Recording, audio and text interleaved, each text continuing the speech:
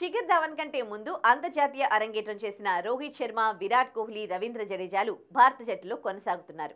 ఇషాంత్ శర్మ, చేతేశ్వర్ పుజారా, అజింక్య రెహానే వంటి వారు ఇంకా రిటైర్మెంట్ ప్రకటించలేదు.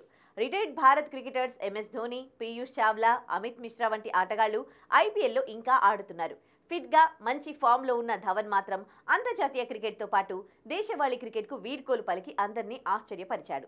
తాజాగా తాను అంతర్జాతీయ క్రికెట్ కు వీడ్కోలు ఎందుకు పలకాల్సి వచ్చిందో చెప్పాడు.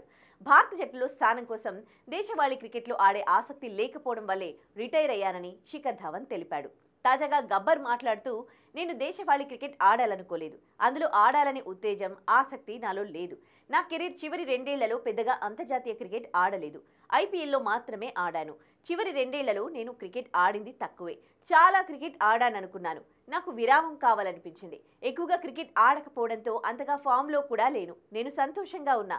కెరీర్లో సాధించిన దాని పట్ల సంతృప్తి చెందా. ప్రపంచ కప్ గెలిస్తే బాగుండేది అని అన్నాడు.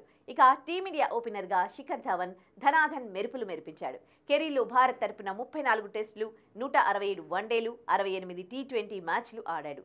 టెస్టుల్లో 2315, వన్డేల్లో 6793, టీ20లో 1759 పరుగులు, టెస్టుల్లో 7, వన్డేల్లో 17 సెంచరీలు బాదాడు. అలాగే ఐపీఎల్లోనూ గబ్బర్ రాణించాడు. హైదరాబాద్, ఢిల్లీ, ముంబై, పంజాబ్ జట్లకు ప్రాతినిధ్యం వహించాడు.